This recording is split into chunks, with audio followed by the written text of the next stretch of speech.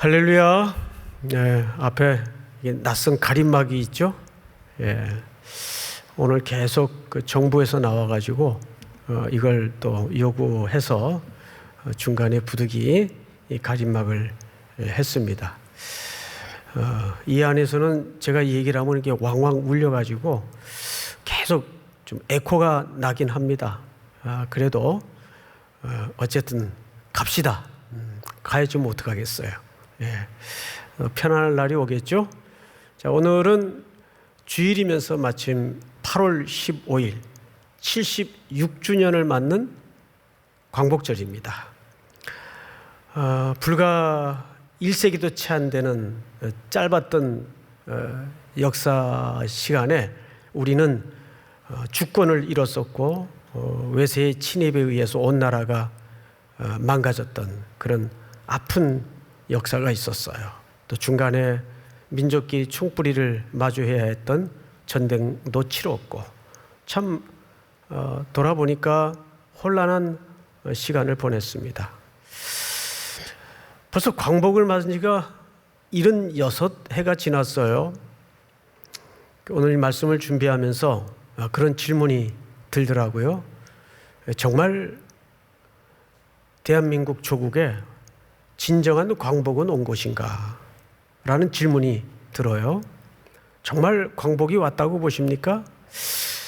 좀 조심스럽지만 아직 멀지 않았는가? 여전히 우리는 정치적으로도 자유롭지 못하고 열강 틈바구니에 끼어서 여러 가지 물리적으로도 자유롭지 못합니다. 또 시대적으로는 경제의 문제, 실업의 문제, 또 탐욕의 문제, 죄의 문제에 묶여서 뭔가에 중독이 돼 있거나 노예가 돼 있는 우리의 현실을 보면 여전히 우리는 아직 진정한 광명은 오지 않았다라는 조심스러운 생각을 가져봐요. 그래서 오늘 마침 순서에 따라 잡은 본문이긴 하지만 어쩌면 그런 진정한 광복 또는 광명의 의미를 한번 진지하게 검토해 볼 수 있는 좋은 기회다 생각이 됩니다. 맹인 얘기가 나오죠. 앞을 보지 못하는 두 사람이 등장을 합니다. 그런데 예수님이 이들에게 물어요. 무엇을 원하느냐? 그럼 앞을 보지 못하는 사람들이 가장 본질적인 원함이 뭐였겠습니까? 보기를 원합니다. 보기를 원합니다. 근데 이 이야기가 20장을 마감하는 종결 부분으로 등장을 해요. 왜 그랬을까요? 사실은 무엇과 대조하기 위한 이야기 장치인가 하면 앞에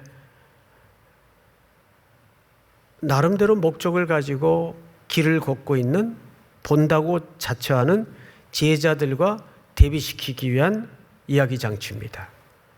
그래서 우리는 오늘 이 맹인들과 예수님의 대화를 본질적으로 이해하기 위해서는 앞에 제자들과 어떤 일이 있었는가를 좀 마저 보는 것이 이해에 큰 도움이 될 것 같아요. 자, 드디어 이제 17절을 한번 볼까요? 조금 많이 거슬러 올라가서 17절을 보시면 예수께서 예루살렘으로 올라가려 하실 때 이렇게 되어 있어요. 여러분 지금 예수님은 계속 예루살렘으로 올라가고 계시는데 이 생각은 한 번도 바뀐 적이 없고 이 계획은 한 번도 중단된 적이 없고 이 계획이 행동으로 옮겨지는 이 걸음은 한 번도 갈등을 가진 적이 없어요. 예수님은 이 땅에 오신 짧았던 생애 내내 이 죽음의 길을 생각했고 그리고 십자가로 가는 길을 계획하셨고 그 길에 조금 더 흔들리거나 갈등을 일으켰던 적이 없습니다. 그리고 그 길은 지금 오늘도 계속되고 있어요. 예루살렘으로 올라가려 하실 때에 12제자들을 따로 세웁니다. 따로 부르죠. 길에서 계속 십자가로 향하는 표면적으로는 예루살렘으로 향하는 노정 속에 있어요. 길에서 이르시되 보라 우리가 예루살렘으로 올라가노니 인자가 대제사장들과 서기관들에게 넘겨짐에 그들이 죽이기로 결의하고, 예수님은 자신이 가는 길의 의미도 알고 그 길 과정에 무슨 일을 겪을지도 지금 다 인지를 하고 알고 계세요. 근데 과연 예수님이 이 말씀을 하실 때는 고난과 죽음, 순환을 예고하는 것일까요? 그 이야기 끝에는 부활의 이야기가 담아져 있죠. 볼까요? 이방인들에게 넘겨주어 그를 조롱하며 채찍질하며 십자가에 못 박게 할 것이나 제3일에 살아나리라. 할렐루야. 예수님의 마지막 도착 지점은 여기에요. 제3일에 살아나리라. 결국 예수님의 목적은 이 부활의 약속입니다. 그런데 사실 지금 이 길을 함께하고 있는 12제자는 문제가 있어요. 이 길이 뭘 의미하는지 잘 몰라요, 지금. 그들은 보고 있지만 어떤 상태입니까? 오늘 본문에 등장하는 맹인의 상태들과 똑같아요. 이 길의 의미를 이해하지 못하고 있어요. 자, 이때 돌발적인 일이 하나 벌어집니다. 한 어머니가 등장을 해요. 20절. 그때에 세베대의 아들의 어머니가 그 아들들을 데리고 예수께 와서 절하며 무엇을 구해요. 자, 여기 이 어머니는 여자이면서 동시에 어머니예요. 그리고 이제 청탁을 해요.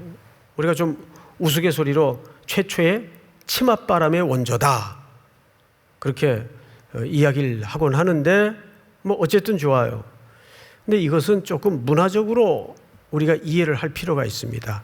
유대인들은 우리와 이렇게 정서가 굉장히 비슷하거나 유사한 게 많아서 무슨 좀 까탈스럽고 어려운 일은 중간에 여인들이 끼어들어서 부탁을 하는 것이 훨씬 수월하다라는 인식을 갖고 있어요.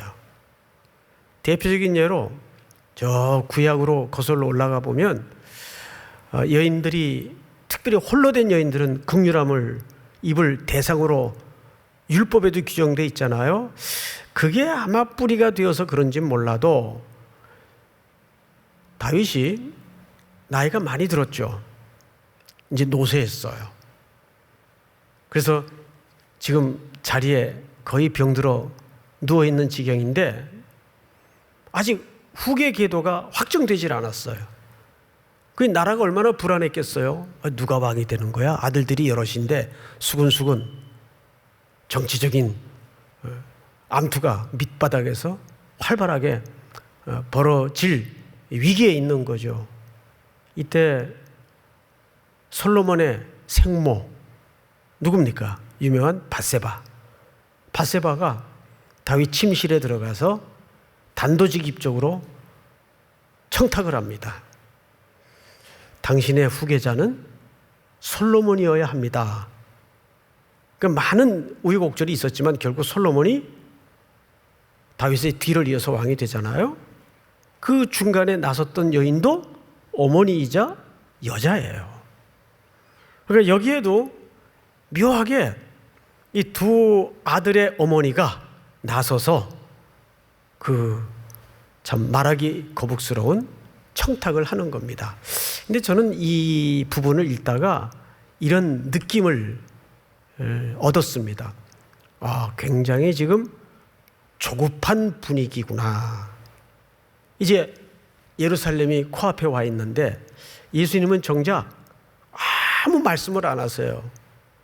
자꾸 뭐 알아듣지도 못할 죽을 것이라는 둥, 또 그 다음에 사흘 만에 부활할 것이라는 둥, 그 밑도 끝도 없는 얘기를 자꾸 하시는데 정작 현실적인 얘기를 안 하시는 거예요. 내 나라가 이제 얻어지면 조각은 이렇게 하고 내무부 장관은 네가 맡고 뭐 어쨌든 구성을 해야 될 거 아니에요. 팀을. 그런데 무슨 조직도 안 하고 임명도 안 하고 그냥 묵묵히 예루살렘을 가고 계시는데 그냥 자기네들이 따라만 가는 처지예요. 여기뿐만 아니라 그 따라가는 내내 이 제자들은 길에서 계속 무슨 논쟁을 벌였습니까? 누가 크냐? 야, 이제 우리가 꿈꾸던 새 나라가 올 텐데 누가 국무총리 하는 거야? 베드로가 그냥 하도록 둬선 안 되잖아? 아마 이 청탁의 과정에는 어머니의 급박한 마음에 베드로도 좀 경계의 대상이었던 것 같아요. 이러다가 베드로한테 우리 아들들 자리 뺏기는 거 아니야? 베드로는 껄핏하면 죽는 자리까지 따라간다고 그러고 쟤들은 다 버릴지라도 자기는 아니라고 그러고, 근데 이러고 있다가 저 베드로한테 다 뺏기는 거 아니야? 이게 마음이 뭔가 조급했던 것 같아요.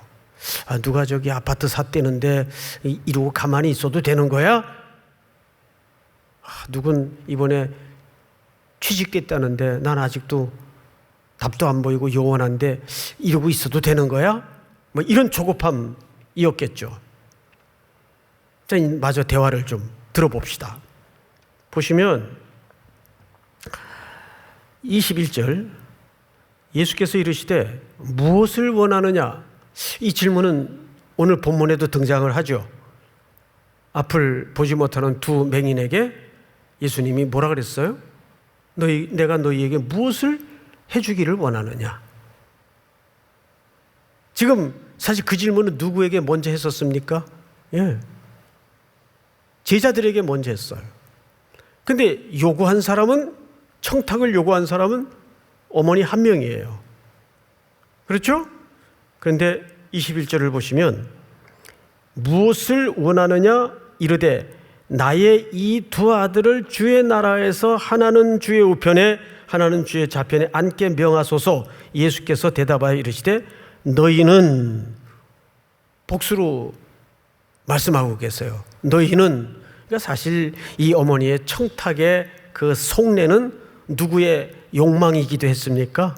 예, 두 아들의 욕망이기도 했어요. 너희는, 예수님이 복수로 표현을 하셨어요.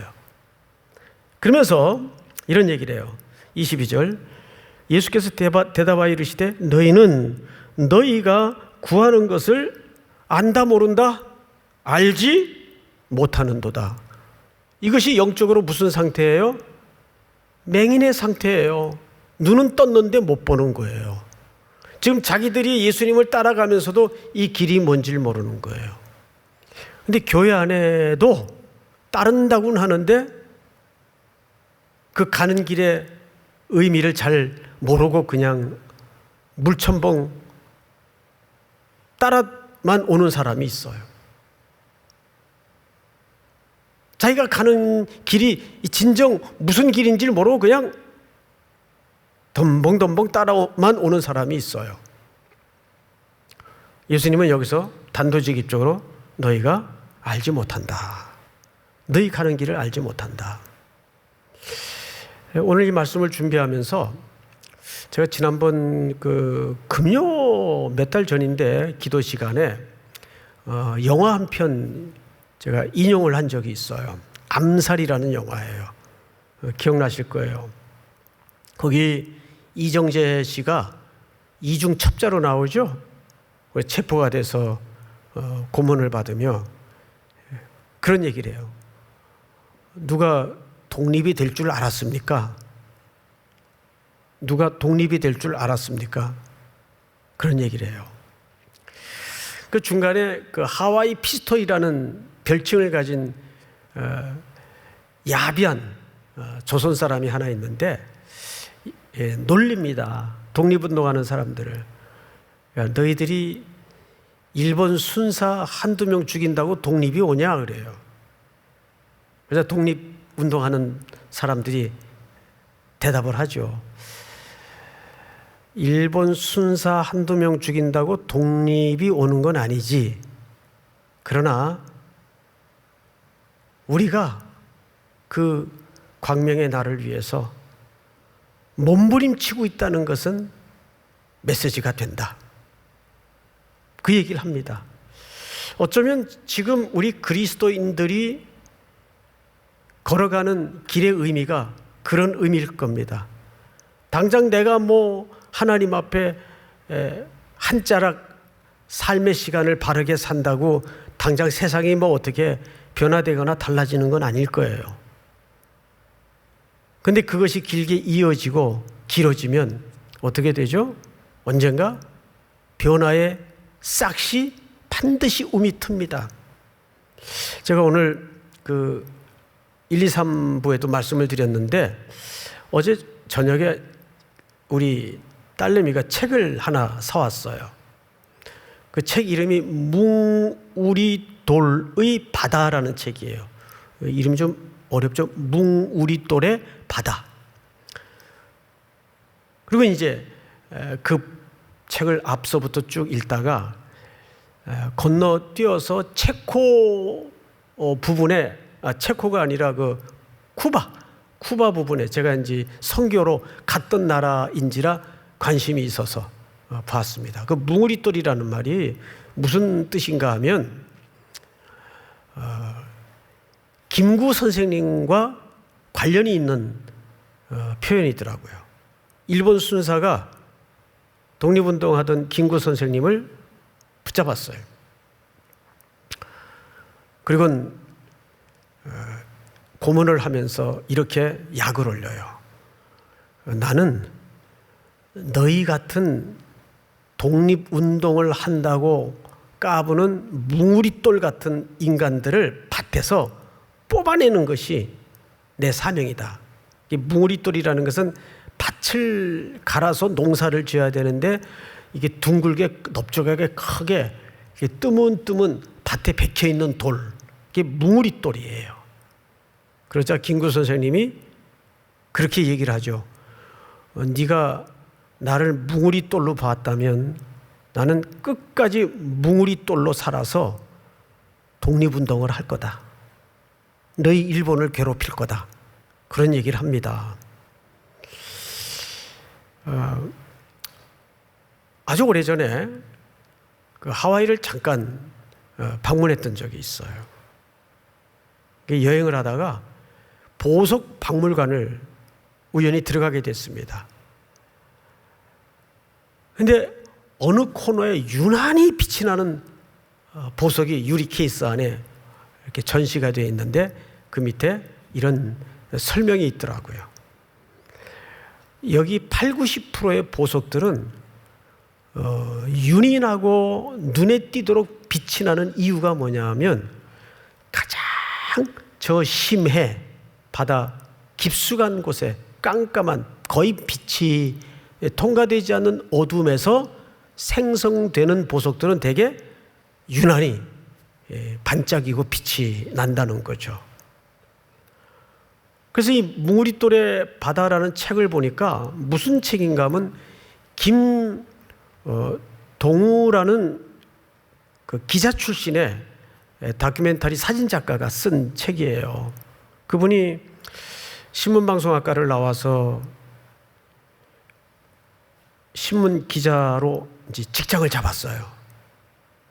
근데 거기서 별로 인생의 행복을 느끼지 못하고 금방 걷어치우고는 그가 배낭 하나 메고 카메라 하나 들고 이제 방랑객처럼 다니기 시작합니다. 그러다가 인도 델리의 레드포트라는 지역에 도착을 했다가 그것도 우연히 계획이 있어 간 곳이 아니고 거기가 세상에 우리 조국 광복을 위해서 광복군들이 해외에 군사훈련하던 터인 거를 알게 됐어요. 그 흔적이 아직도 남아있다는 거예요. 그래서 그의 표현대로 하면 이 등줄기가 서늘해지는 느낌을 받았다는 거예요. 그 참혹했던 역사의 시간에도 해외 각기 뿌려졌던 우리 조선인들이 조국의 광복을 위해서 이렇게 먼 지역에서 무장을 준비하고 해방을 준비했었구나. 역사는 기억되는 것인데 기록이 되지 않는다면 어떻게 기억을 하겠는가? 해서 그가 교과서에 나와 있는 이야기가 아닌 교과서 밖에 이 묻혀있던 독립운동의 흔적들을 찾아다니기 시작한 겁니다.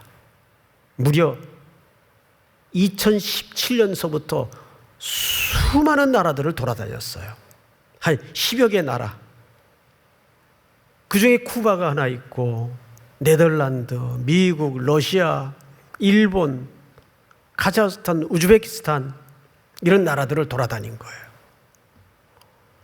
그러면서 어느 역사도 기록하지 않았던 우리 흩어져 살던 디아스포라들의 해방을 위한 몸부림. 그런 사람들은 이름도 모르고 역사도 소개하지 않아요. 그런 무명의 뭉우리돌 같은 사람들이 모아지고 큰 물줄기로 합해져서 조국에 광복이 온 겁니다. 그때 당시에는 그들이 그런 결과를 기대했겠어요? 이 제자들도 지금 여기서 자기들의 저 멀지 않은 앞날에 어떤 일이 벌어질지 몰라요. 예수님이 단도직입적으로 그들에게 알지 못하는도다 그랬어요.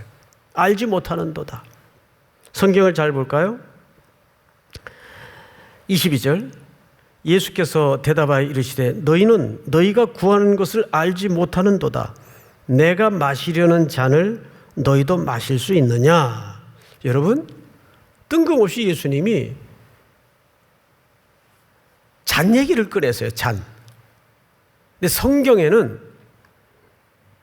똑같은 물체를 가지고 역설적으로 이중적으로 설명하는 메시지가 참 많아요. 뭐 여러 개가 있을 수 있지만 예를 들어 포도주.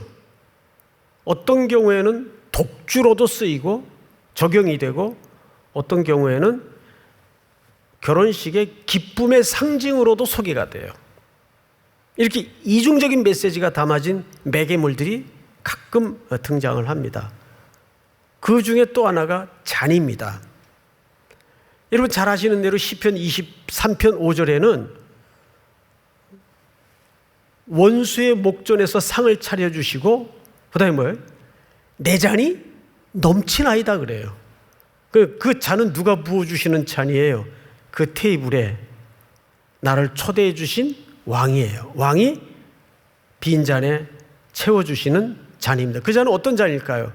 경이요, 기쁨이요, 한 가족으로 초대하는 완전한 행복의 잔이에요. 넘치는 잔이에요. 그런데 그런 용도로만 성경에 소개되는 것이 아니라 오늘 이 잔은 심판과 저주의 상징으로도 묘사되는 것이 잔입니다. 뭐 여러 가지 예정을 들 필요 없이 예수님이 계속 예루살렘을 향해서 가시다가 이제 십자가를 지시기 전 날밤 예수님은 어디를 찾죠?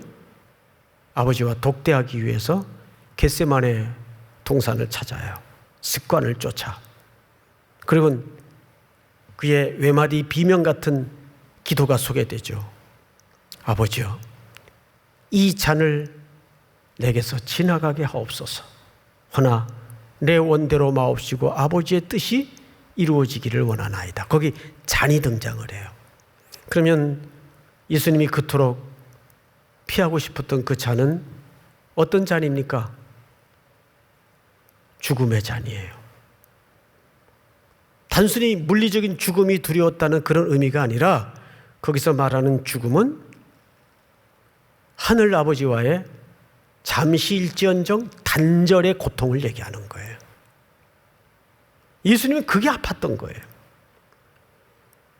그 순간 하늘 아버지도 아드님을 향해서 등을 돌려야 됐던 그런 참 기막힌 시간이었죠.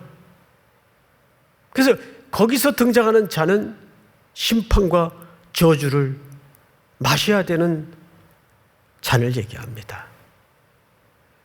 여기서 말하는 것은 바로 그 잔을 얘기하는 거예요. 내가 죽으러 올라가는데 너희도 내가 마시는 그 잔을 마실 수 있겠느냐? 제자들이 뭐라 그랬을까요? 할 수 있습니다 그랬어요. 알고 했을까요? 모르고 했을까요? 이게 뭔지도 모르고. 아마 그들은 자기들이 결사의 각오로 뭉쳐가지고 새 나라를 꿈꾸는 이 길에 어떤 결기를 고백한 정도 수준밖에 안 돼요. 예, 할 수 있습니다. 베드로도 앞서 그런 결심을 했거든요. 다 이 사람들 선생님 떠날지라도 저는 떠나지 않습니다. 아마 이 제자들도 경쟁심에서라도 너희들도 이 잔을 마실 수 있느냐? 그럼요. 여기까지 왔는데 우리에게 일사불태입니다. 물러서는 것은 없습니다. 이제 거의 다 왔는데, 그러자 예수님께서 이런 대화를 이어가죠. 볼까요? 23절 이르시되 너희가 과연 내 잔을 마시려니와 내 좌우편에 있는 것은 내가 주는 것이 아니라 내 아버지께서 누구를 위하여 예비하였는지 그들이 얻을 것이니라. 자, 앞을 보십시다.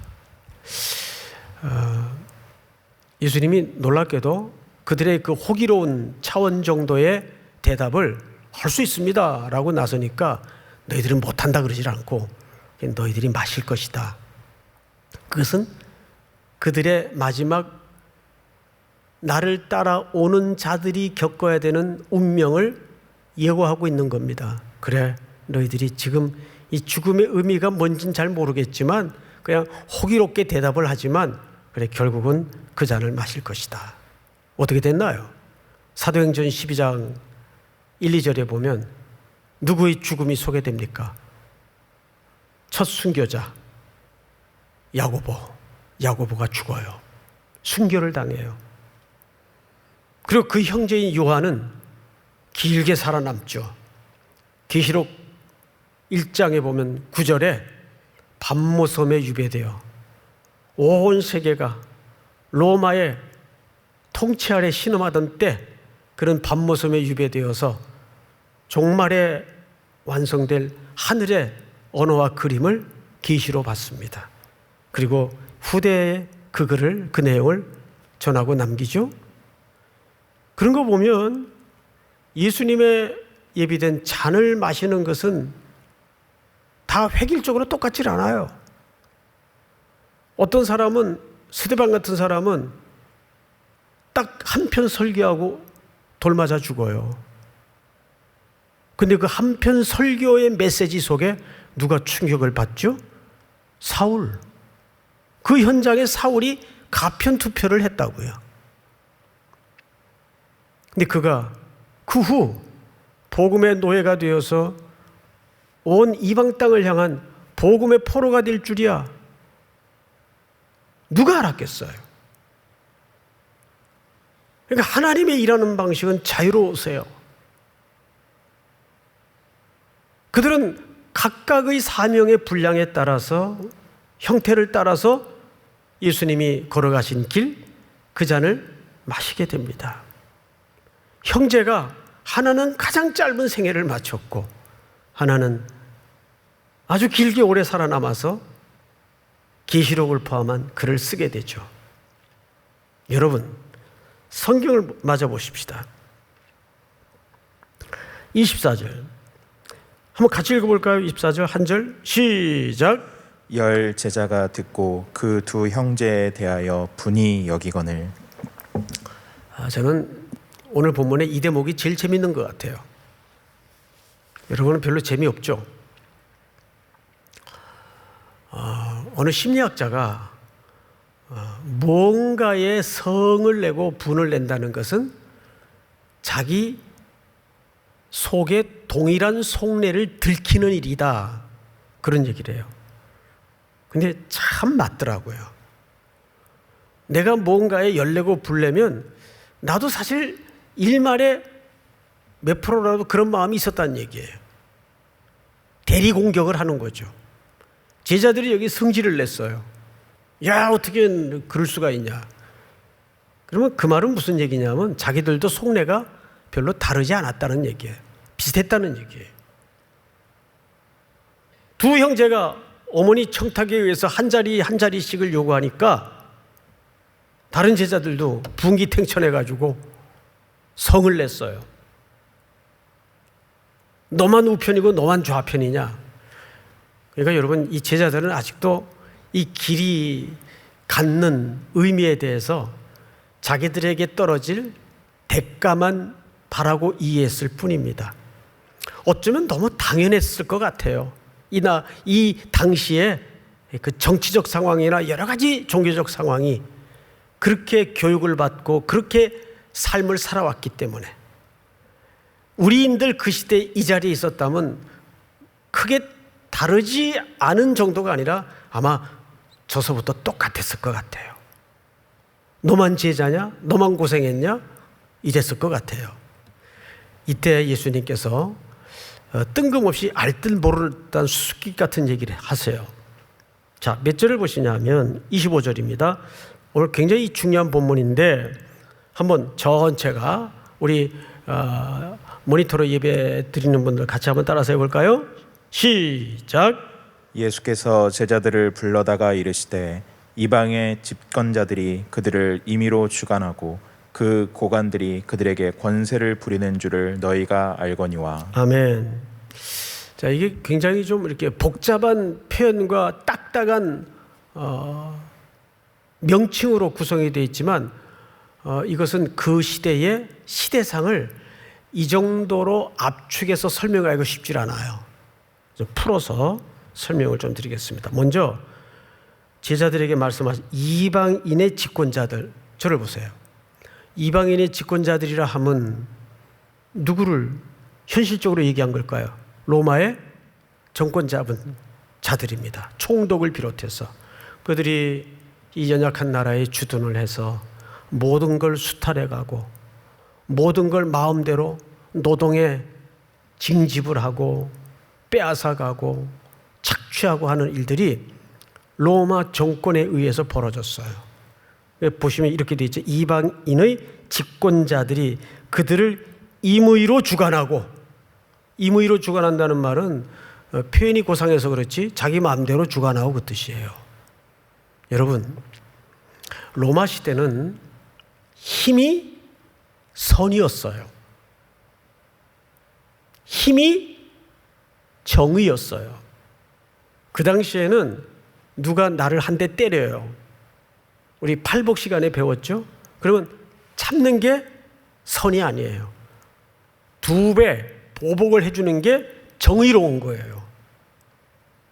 근데 예수님은 산상에 올라 팔복을 천국의 윤리를 새롭게 정의하시면서 이 모든 가치관을 다 엎어요. 다 뒤집어요. 그러니까 아마 그 산 위에서는 제일 많았던 소리가 수군수군 하는 소리였을 거예요. 뭐라 그러시는 거야? 그 시대의 가치관으로서는 말이 안 되는 얘기를 지금 하시거든요.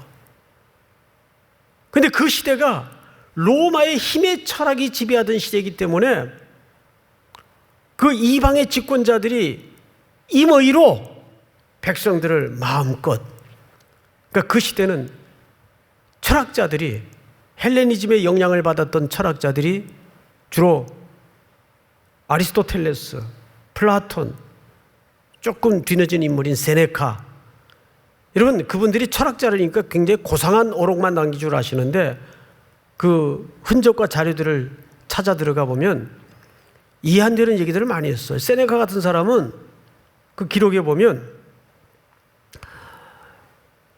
연약하게 태어난 아기는 키울 필요가 없다.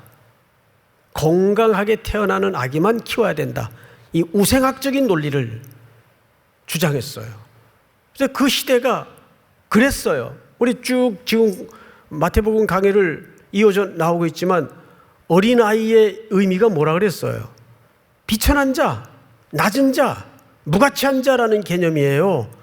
맑고 무슨 겸손하고 깨끗한 이런 의미로서 어린아이가 성경에 등장하지 않습니다. 시대가 그랬어요.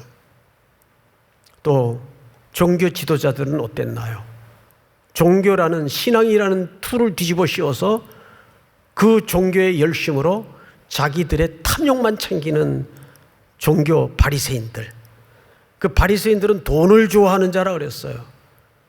그들의 그 재물에 대한 이해가 왜 그렇게 형성이 되었는가?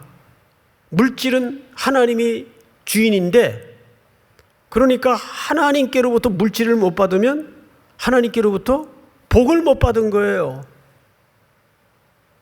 그럼 물질이 많으면 하나님께로부터 복을 받은 거예요.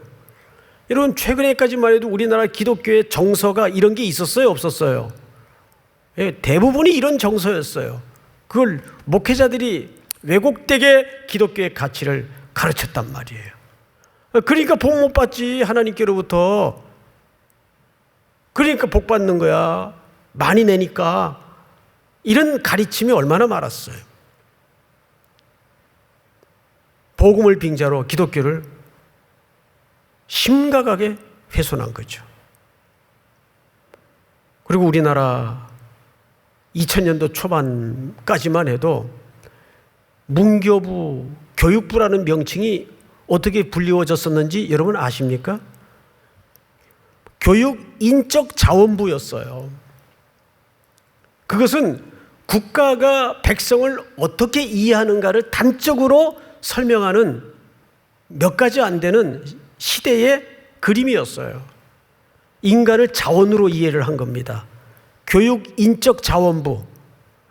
그러니까 학교에서, 대학에서 특별히 학생들을 인문학적으로 인간에 대한 존엄과 서로 존중과 사랑과 공익을 가르치는 것이 아니라 경쟁을 가르치고 능력 있는 사람으로 만들어내는 것이 학교의 목표가 되어버렸어요.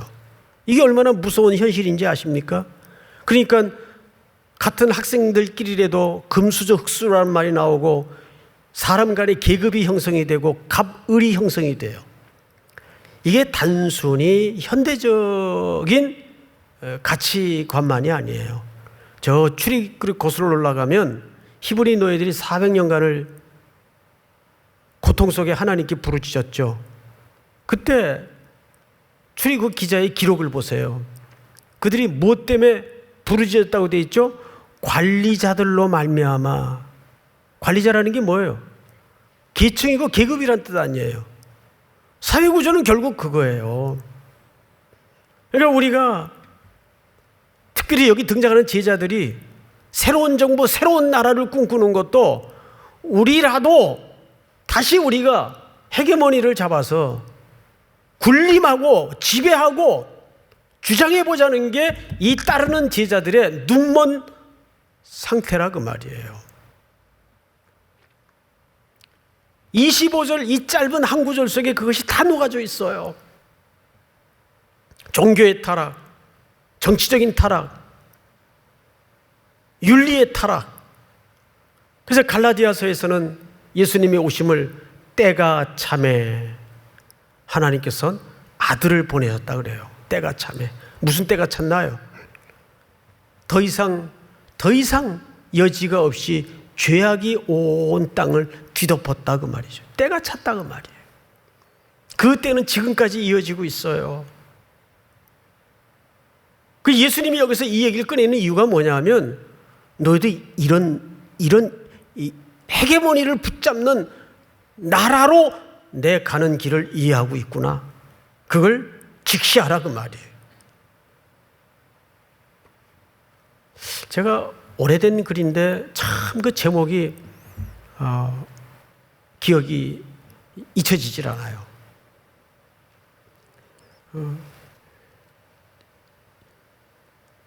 부자인데 예수까지 믿으려는 기독교인들. 그 말의 뉘앙스 의미를 알겠어요? 부자인데 돈도 많고 다 좋은데 예수까지 믿으려는 기독교인들. 이제 거기에는 참 많은 내용들이 함의되어 있죠. 25절을 다시 보세요. 예수께서 제자들을 불러다가 이르시되 이방인의 집권자들이 그들을 임의로 주관하고 그 고관들이 그들에게 권세를 부린 줄 너희가 알거니와 너희 중에는 그렇지 않아야 하나니 너희 중에 누구든지 크고자 하는 자는 너희를 섬기는 자가 되고. 자, 이게 말이 안 되잖아요. 이 당시 사회적 개념으로는. 예수님은 그런데 계속 산상설교서부터 이 논리를 고집스럽게 가르치고 있어요. 지난주 설교 결말이 뭐였습니까? 먼저 된 자가 나중되고 나중된 자가 먼저 된다. 5시에 들어온 사람이 아침 새벽 6시에 들어온 사람하고 임금이 같더라고요. 나중 들어온 사람이 먼저 된 자하고 똑같아졌더라고요. 누구 때문에? 누구 때문에? 예수님이 부유한 자로서 자신을 가난하게 하셔서 어떻게 하신 겁니까? 자신이 5시 온 자처럼 되셔서 예수님은 하늘과 땅 사이를 주관하시는 만유의 주님이십니다. 그러니까 나중된 자가 먼저 되고 먼저 된 자가 나중된다는 이야기는 예수 그리스도의 가장 비참한 이 땅의 보좌는 어디에 차려졌죠? 십자가. 제일 나중된 자와 같이 되셔서 우리를 먼저 된 자처럼 올리신 거예요. 그 십자가 옆에 누가 달려 있던가요? 이 땅에 희망이 없이 사형 언도가 내려진 양편 강도가 좌편에 우편에 달리잖아요. 결국 어머니가 두 아들을 어디에다 부탁했어요? 좌편에 우편에. 그런 나라로 이해를 했어요. 근데 예수님은 마지막 십자가에서 몸으로 그 답을 보여주셨죠. 그 나라는 어떤 나라인가? 내가 죽어야? 그 두 양편, 좌편의 우편의 강도들에게 너희가 오늘 나와 함께 낙원에 이르리라. 낙원에 이르리라. 한편 강도는 그 십자가의 영접을 거절하고 한편 강도는 그 즉시 주님의 초대를 받지 않습니까? 그것은 아버지께서 정한 자만이 아버지께서 허락하실 것이다. 자, 그리고 오늘 본문에 맹인 얘기가 등장을 하는 거예요. 그러니까 제자들의 이 끊임없는 예수님이 예루살렘으로 걸어가시는 이 길목의 의미는 무슨 뜻입니까? 제자들이 이 길에서 만난 두 맹인의 모습처럼 아직도 앞을 보지 못하고 있지만 예수님께서 이 맹인을 눈뜨게 하여 쫓게 함으로써 이 맹인에 불과한 제자들을 끝까지 어떻게 하시겠다는 얘기죠? 고쳐내시겠다는 얘기입니다. 너희들이 그냥 앞을 보지 못하는구나 하고 그냥 고발하는 내용이 아니고 내가 이 맹인을 눈 떠 보게 한 것처럼 너희들이 성령의 도우심을 통해서 눈이 밝아 보게 될 것이라는 것을 암시하고 있는 거예요. 그래서 살아나리라. 심판과 저주가 죽음과 고난이 목적이 아니라 예수님의 마지막 설명은 살아나리라. 살아나리라.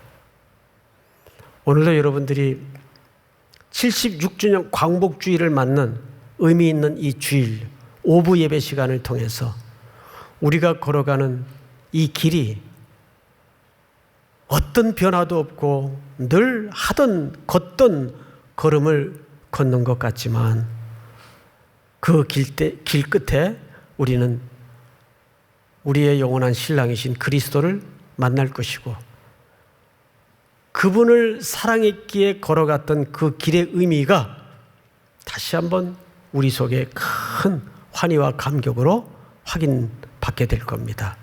또 한 주 힘있게 감당할 수 있는 저와 여러분들이 될 수 있기를 주의 이름으로 축복합니다.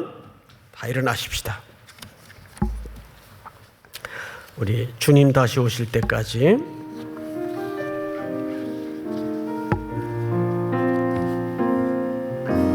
주님 다시 오실 때까지 나는 이 길을 가리라. 좁은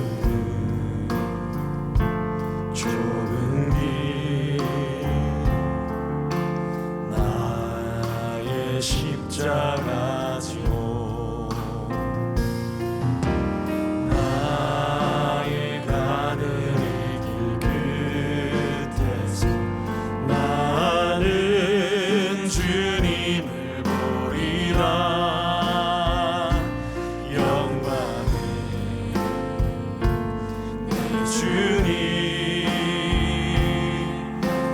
나를 맞아주시니 주님 다시 오실 때까지 나는 일어나 달려가리라. 주의 영광 온 땅 덮을 때 나는 일어나 노래하리. 내 사모하는 주님 온 세상